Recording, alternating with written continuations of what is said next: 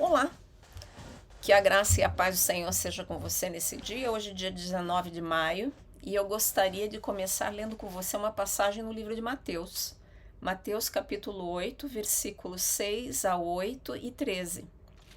Lá nós vamos ler isso. Ele disse: Senhor, o meu empregado está na minha casa, tão doente que não pode se mexer na cama. Ele está sofrendo demais. Eu vou lá curá-lo, disse Jesus. O oficial romano respondeu, o centurião, né? Não, senhor, eu não mereço que o senhor entre na minha casa.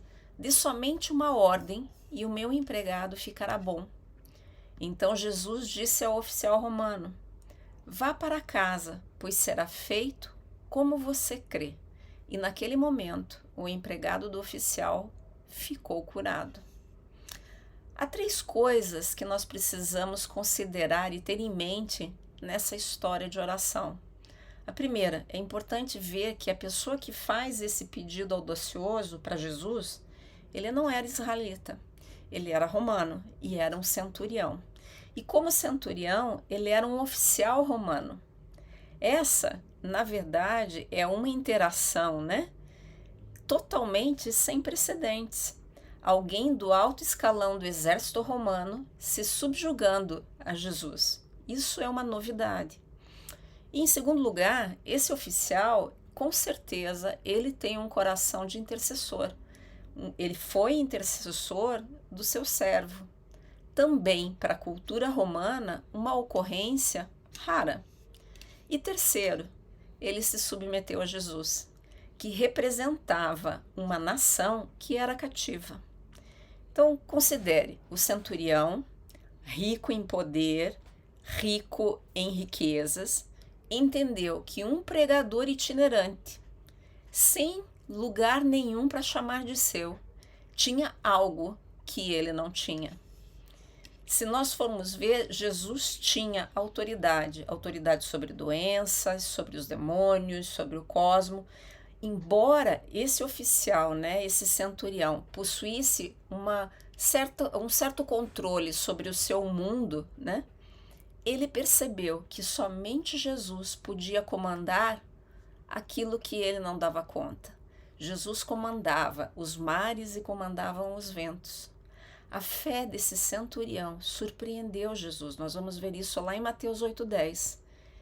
E esse centurião não participava, não fazia parte da nação de Israel. Isso é algo que nos chama muito a atenção, por quê?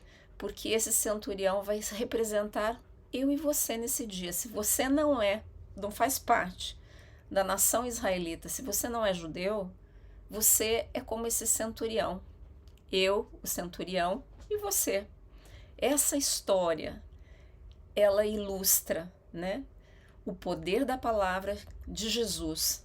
A palavra que ele profere tem peso e tem poder. Ele não impôs as mãos diretamente sobre o servo. Ele simplesmente falou. Algo que o centurião acreditava, cria que Jesus poderia fazer. No exato momento que Jesus proferiu que o servo estava curado, o servo foi curado. Essa é uma lição que nós precisamos ter. Por quê? Porque quando nos aproximamos de Jesus, vamos ter sempre em mente esse exemplo do centurião. Primeiro, se nós não somos de origem judaica, que nós primeiramente podemos agradecer a Jesus por ter nos incluído nessa bênção. Em segundo lugar, nós podemos seguir o exemplo de humildade demonstrado pelo centurião. Embora ele tivesse muitas coisas, ele fosse rico, ele tivesse certo poder, ele conhecia a fonte do verdadeiro poder. E nós podemos nunca duvidar da palavra de Jesus.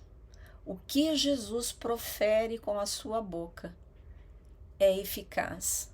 O que Jesus fala em nosso favor é eficaz. Então vamos escolher exercer esse tipo de fé, a mesma fé do centurião, quando nós orarmos. E eu gostaria de te convidar para estar orando nesse dia comigo em concordância dessa forma, dizendo assim: Senhor, Obrigado por esse exemplo de humildade e de fé. Eu quero aprender a me aproximar de Ti dessa forma, de me humilhar diante de Ti, de reconhecer a minha impotência e de pedir a Tua ajuda. Eu não posso viver a minha vida em minha própria força e poder. Eu preciso sim, é de Ti, Senhor, da Sua força, da Sua intercessão e do Seu resgate. Em nome de Jesus. Amém. Que o Senhor te abençoe nesse dia, que o Senhor te guarde. E eu te aguardo aqui amanhã para a gente aprender um pouquinho mais sobre o Senhor.